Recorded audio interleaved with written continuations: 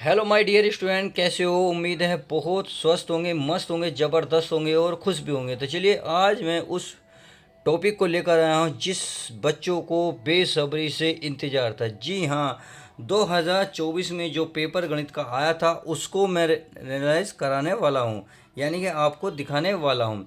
और ये इसका जो कोड है 822 HB है, 928। तो चलिए किसी बच्चे का ये है मोंटी नाम का, उसको मैं दिखा देता हूँ। आज किस तरीके से पेपर आपको एडवांस देखने को मिलता है वो चीज़ें देखने को मिल जाएंगी। क्यों? क्योंकि मैं आपको देखिए एक एक चीज़ इसमें समझाने वाला हूँ। वजह यही है कि जो बच्चे 2025 के एग्ज़ाम की तैयारी करने वाले हैं वो इसको पेपर को देख लें, ताकि उन्हें एक आइडिया, एक अनुभव, एक एक्सपीरियंस हो जाए कि किस तरीके का पेपर हमें देखने को मिलता है। तो चलिए पहले समझते हैं इसको, एक एक चीज़ को। तो सबसे पहले आपको पता होना चाहिए 3 घंटे 15 मिनट का पेपर होता है। अगर पूर्णांक की बात करें तो 70 नंबर, 70 मार्क्स मिलते हैं। सही है। अब इसमें थोड़े से निर्देश लिखे हुए हैं, उनको पढ़ लेते हैं। यार प्रारंभ के 15 मिनट परीक्षार्थी को प्रश्न पर पढ़ने के लिए निर्धारित है, यानी कि स्टार्टिंग के जो 3 घंटे 15 मिनट, तो 15 मिनट आपको पेपर पढ़ने के मिलेंगे। इस प्रश्न पत्र के ए और ब दो खंड है, यानी कि दो खंड हैं, ओ और ब। ए में क्या है? ए में एक अंक के 20 बहुविकल्पीय प्रश्न है जिनके उत्तर केवल OMR उत्तर पत्रक पर ही देना है। OMR उत्तर पत्रक पर उत्तर अंकित किए जाने के पश्चात उसे काटे नहीं या इरेजर या इरेजर से वाइटनर आदि का प्रयोग नहीं करें। इसका मतलब ये कह रहा है जो OMR सीट होती है उस पर ये आपके सर्कल के रूप में होते हैं इस तरीके से, यानी कि इन सर्कल को भरो। आपको मान लो इसमें कोई एक अच्छा लग रहा है, जैसे ये ऑप्शन सही लग रहा था, आप इसे ही भर दें। अब बाद में पता चला ये नहीं ये था, तो आप ऐसा नहीं कर सकते, इसे काट दें, इसे इसमें रेजर कर दें या फिर वाइटनर लगा दें। नहीं, एक बार भर गया सो भर गया। तो इसलिए प्लीज़ बच्चों इस इन तरीके के क्वेश्चनों को बड़े सोच समझ के क्या करो, बड़े सोच समझ के। अब खंड ब में 50 अंक के वर्णात्मक प्रश्न है। खंड ब में कुल 5 प्रश्न है। प्रत्येक प्रश्न के प्रारंभ में स्पष्ट लिखा दिया गया है कि उसके कितने खंड करने हैं, यानी कि ऊपर लिख देंगे वो कितने खंड करने हैं। प्रत्येक प्रश्न अंक उसके सम्मुख अंकित है। प्रथम प्रश्न में प्रारंभ कीजिए और अंत तक करते जाइए। उस प्रश्न पर समय नष्ट मत कीजिए जो आपने हल नहीं किया। ये तो चलिए बकवास बात है। यदि रफ कार्य के लिए स्थान प्रेक्षित है तो उत्तर पुस्तिका के बाएं पृष्ठ पर अंकित कीजिए और पृष्ठों को काट दीजिएगा। उस पृष्ठ पर कोई भी हल नहीं कीजिएगा, नहीं लिखिए। सही है। अब आगे देखते हैं। अगला है जिन प्रश्नों के हल में चित्र खींचना आवश्यक है उसमें सोच शुद्ध चित्र बनाएं। बिना चित्र के ऐसे हल अपूर्ण हैं, शुद्ध माने जाएंगे। यानी कि जहां आपको ज़रूरत पड़ेगी चित्र की वहां आप जरूर चित्र बनाएं। आई होप मेरी बात समझ गए होंगे। तो चलिए अब इतनी समझने के बाद अब ए को शुरुआत करते हैं। ए में कितने क्वेश्चन आए हुए हैं, एक एक नंबर के किस तरीके के क्वेश्चन आते हैं वो देख लेते हैं। पहला, एक त्रिघात बहुपद के अधिक से अधिक शून्यंकों की संख्या है, यानी कि त्रिपद में बहुपद के जो त्रिघात होती है उसके बहुपद में जो शून्यंक होते हैं उनकी संख्या कितनी होती है, अधिक से अधिक, उसको आपको बताना है। सही है। ये आपको इस तरीके से याद रखना है। अगला है संख्या 140 का अभाज्य गुणनखंड क्या होगा। तो ये आपके सामने ऑप्शन है, इसमें जो सही होगा आप OMR शीट पे भर सकते हैं। अगला है आपका भाज्य, भाजक, भागफल और शेषफल में संबंध होगा। तो यानी कि इनमें किन तीनों में संबंध होगा वो आपको बताना है। अगर आप आगे देखते हैं रैखिक समीकरण x + 2y + 5 = 0 तो -3x + 6y + 1 = 0 युग्म का हल होगा। यानी कि दो समीकरण दे रखे हैं, इनको हल क्या होगा वो आपको बताना है। अद्वितीय, दो, अभिन्न से अनेक हल, उपयुक्त में से कोई नहीं। 1 नंबर का आपको देखने को पेपर में मिलेगा। अब क्वेश्चन नंबर देखते हैं 5। समांतर श्रेणी दे रखी है, इसका सर्वांतर आपको ज्ञात करना है। इसमें से ऑप्शन कोई से एक होगा। द्विघात समीकरण दे रखी है का व्युत्तर होगा, ये आपको बताना है। दो बिंदु दे रखे हैं, 2 3 और 4 1 के बीच की दूरी ज्ञात करनी है, यानी कि इसका एक फॉर्मूला होता है, वो फॉर्मूला आपको पता होना चाहिए। अगर आगे यदि द्विघात समीकरण ये दे रखे मूल बराबर हो तो m की वैल्यू ज्ञात करिए। सही है, ये हमारी इक्वेशन है। अब अगर आप समबाहु त्रिभुज, यानी कि एक समबाहु त्रिभुज है, ABC की भुजा 2a है, उसके प्रत्येक सिलम की लंबाई क्या होगी, ये इसमें इन चारों ऑप्शन में से आपको बताना होगा। इस तरीके से देखिए पेपर में आपको केवल दिखा रहा हूँ ताकि आपको एक पता चल जाए कि हम किस तरीके का पेपर एग्जाम में देखने को मिलता है। अब इसमें देखते हैं। देखिए अगर वीडियो पसंद आ रही है तो प्लीज़ वीडियो को लाइक कर दिया करो, शेयर कर दिया करो यार, थोड़ा सा हमारा भी भला होगा, आपका तो होगा ही होगा।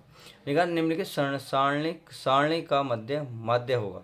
तो वर्ग अंतराल दे रखा ऊपर और ये बारंबारता, तो यहाँ करा निम्न के सारणी का माध्य क्या ज्ञात करना, माध्य हमें ज्ञात करना है। इसमें से आपका कोई एक राइट आंसर होगा, वही आपको लगाना है। अब 11वां साइन 27 डिग्री प्लस बटे में है कोस 63 डिग्री का मान होगा, यानी कि इसका मान कितना होगा ये आपको बताना है। तो चलिए इतनी बात समझ गए, अब आगे देखते हैं। 12वां क्वेश्चन ये कह रहा कोस ए की वैल्यू देखिए √3/2, तो साइन 2a की वैल्यू बताइए। सही है, इनमें से सही होगा। एक है 1 + tan² है अपॉन 1 + cot² की वैल्यू क्या होगी ये आपको बताना है। इसमें से यानी कि आपको ऑप्शन में से ही आपको आंसर लाना होगा, ये आप अलग नहीं ला सकते, इसमें बहुत बड़ी दिक्कत रहती है। ये रहा साइन 2a = 2 sin सत्य होगा जब a बराबर होगा। सही है, इसमें से होगा। अब अगर देखते हैं यह 22 सेंटीमीटर परिधि वाले एक वृत्त के चतुर्थांश के क्षेत्रफल ज्ञात करिए। ये आपको सब कुछ दे रखा है, ये आपको ज्ञात करना। सब एक एक नंबर के सवाल हैं और 20 नंबर तक आपको एक एक देखने को मिलेंगे। कैप्सूल संयोजन है कैप्सूल 2 शंकुओं का, एक बेलन 2 अर्धगोले का, एक बेलन 1 अर्धगोले का, एक बेलन एवं 2 गोले का। सही है। अब 17वां क्वेश्चन, यदि कुछ आंकड़ों का माध्य तथा बहुलक क्रमशः 32 और 35 है तो उसका माध्य होगा। तो क्या है 30, 31, 32, 38, इनमें से कौन सा होगा ये आपको करना है। यदि आपने देखिए अभी तक मैथ में ये चीज़ें नहीं पढ़ी, कोई मिस हो रही हैं, तो प्लीज़ इन चीज़ों को कंटेस्ट कर लीजिएगा, क्योंकि ये पेपर में आती ही आती हैं। इसलिए मैं बता रहा हूँ, इसलिए मैं पेपर आपको दिखा रहा हूँ, ताकि पेपर में क्या आता क्या नहीं ये आपको थोड़ा सा दिख जाए। अब आपको ये अगर आप निम्नलिखित बारंबारता सारणी का बहुलक वर्ग होगा, यानी कि बहुलक निकालना आपको। ये वर्ग अंतराल दे रखा है, ये बारंबारता दे रखी है, और आपको यहाँ पे ये ज्ञात करना है चारों ऑप्शन में से कौन सा सही होगा। चलिए अब आगे देखते हैं। अगला है 19वां क्वेश्चन, दो पासों को एक साथ उछालने पर दोनों पासों पर प्राप्त संख्याओं का योगफल 10 होने की प्रायिकता होगी। इनमें से होगी क्या होगी ये आपको देखना है, यानी कि प्रायिकता वाला चैप्टर भी आता है 1 नंबर का। आइए एक पासे को एक बार फेंकने में सम संख्या प्राप्त होने की प्रायिकता क्या होगी ये आपको पता होना चाहिए। चलिए अब आगे देख लेते हैं। आगे है क्वेश्चन नंबर वर्णनात्मक प्रश्न, यानी कि अब आपको हल करने पड़ेंगे, अब आपको कॉपी में करने पड़ेंगे। ये है सभी भाग हल कीजिए, यानी कि 21वें में जितने भाग दे रखे हैं आपको सारे ही हल करने हैं। अब इसमें कितने दे रखे हैं ये मैं आपको दिखा देता हूँ। ये इसमें 6 तक दे रखे हैं। सही है। अब इसमें एक एक को ध्यान से देखेंगे। यार एक घन का जो वॉल्यूम है ये रखा 1331, यानी कि 1331 सेंटीमीटर क्यूब है। इसकी प्रतीक भुजा क्या होगी 2 नंबर का आपको क्वेश्चन है। अगला है एक द्विघात समीकरण दे रखिए, एक मूल 2 है तो पी की वैल्यू क्या होगी, आपको इसमें भी 2 नंबर मिलने वाले हैं। एक है कोस थीटा = 15/17, तो साइन थीटा की वैल्यू क्या होगी ये भी आपको 2 नंबर का देखने को मिलेगा। यानी कि आपको देखिए अलग अलग चैप्टर के दिए हुए 2-2 नंबर के, और ये भी अलग अलग चैप्टर है, यानी कि आप ये कह सकते हैं कि 2-2 नंबर के हर चैप्टर में से आता ही आता है। तो आपको तैयारी तो पूरा मैथ करना ही होगा। चलिए आगे निम्नलिखित बारंबारता सारणी का माध्य ज्ञात कीजिए। ये बारंबारता का माध्य ज्ञात करना है। अगला है सूर्य वाला बिंदु इतने और इतने को मिलाने वाले रेखाखंड के मध्य बिंदु के निर्देशांक ज्ञात कीजिए।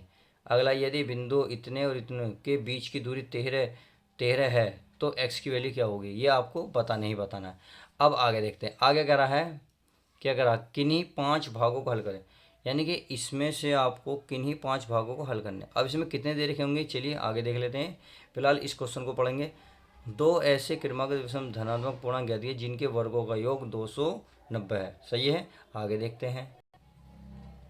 आगे दे रखा है आपका सिद्ध कीजिए कि 2 संघ केंद्रीय वृत्तों में बड़े वृत्त की जीवा जो छोटे वृत्त को स्पर्श करती है स्पर्श बिंदु की समद्विभाजित करते हैं। देखिए के नंबर का सवाल है 4 नंबर का, तो ये सवाल छोटा तो होगा नहीं, बहुत बड़ा होगा, अच्छी खासी मेहनत आपसे करवाएगा। आई होप इतनी बात समझ गए होंगे कि सवाल जो है 4 नंबर के कितने बड़े होते हैं। अगर आपका ये सवाल रह रहा है एग्जाम्पल में है एक्सरसाइज में रह रहा है तो प्लीज़ कर लीजिएगा, क्योंकि हो सकता है 2025 में भी देखने को मिल जाए, क्योंकि मेरे नज़र से देखा तो वेरी मोस्ट इंपॉर्टेंट है पॉइंट ऑफ व्यू से देखा जाए। सही है। अगला है चित्र एक डायग्राम दे रखा आपके सामने। ये डायग्राम ये कह रहा LM जो है समांतर है CB के। LM यानी कि देखिए LM किसके समांतर है BC के, यानी कि जितने एंगल पे ये मुड़ी हुई है इतने एंगल पे ये वाली रेखा मुड़ी हुई है। और कह रहा LN CD के समांतर है।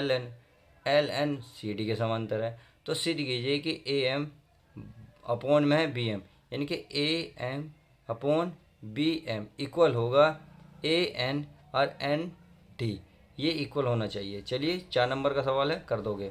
आई होप मेरी उम्मीद समझ रहे होंगे कि मैं क्या आपसे लगाए बैठा हूँ। अब आगे देखते हैं। द्विघात बहुपद एक्स स्क्वायर प्लस 7x को शून्य ज्ञात कीजिए। शून्यांकों का गुणांकों के बीच संबंध की सत्यता की जांच कीजिए। आई होप समझ गए होंगे। क्वेश्चन नंबर 4 है, करोगे। अब अगला है निम्न की बारंबारता सारणी में माध्य ज्ञात करें। तो माध्य ज्ञात करना है, थोड़ा 4 नंबर का सवाल है तो थोड़ा बड़ा होगा, कोई दिक्कत नहीं, परंतु आपको तैयारी करनी ही होगी इस लेवल की। अब अगला क्वेश्चन, एक थैले में 5 लाल गेंदे और कुछ नीली गेंदें हैं। यदि एक थैले में से नीली गेंद निकालने की प्रायिकता लाल गेंद निकालने की प्रायिकता की दुगनी है तो थैले में नीली गेंदों की संख्या ज्ञात कीजिए। ये आपको 4 नंबर का देखने को मिलेगा। चलिए आगे देखते हैं। क्वेश्चन नंबर का है 23वां। अब 23वें में देखिए साफ साफ लिखा हुआ है, या तो आप इसे करें या करके, यानी कि ऐड आपको या करके लिख दिया, और अथवा का मतलब होता है और, या तो आप इसे करें या इसे करें, कोई सा भी एक करें। तो चलिए पहले इसको देख लेते हैं। क्या नंबर का? 6 नंबर का। बहुत ज़बरदस्त पेपर है। तो चलिए, दो वर्गों के क्षेत्रफल का योगफल 157 सेंटीमीटर स्क्वायर है। यदि इनके परिणाम का योगफल 68 मीटर हो तो दोनों वर्गों की भुजा ज्ञात करो। या अगर आपको ये नहीं आता तो आप इसे कर दो। यह एक नाव की शांत जल में 18 किलोमीटर प्रति घंटा है। एक नाव की गति शांत जल में इतनी है। वह 24 किलोमीटर धारा के विरुद्ध जाने और 24 किलोमीटर धारा की दिशा में आने पर 1 घंटा अधिक लेता है। धारा की चाल ज्ञात कीजिए। बहुत सिंपल क्वेश्चन है। चलिए अब आगे देखते हैं।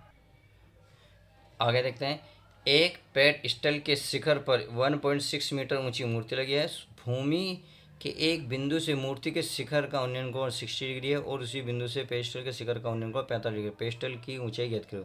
ये देखिए, इसमें फिर या करके दे दें, यानी कि या तो आप इसे करें 6 नंबर का, या फिर आपको क्या करना है, आपको इसे करना है या करना है।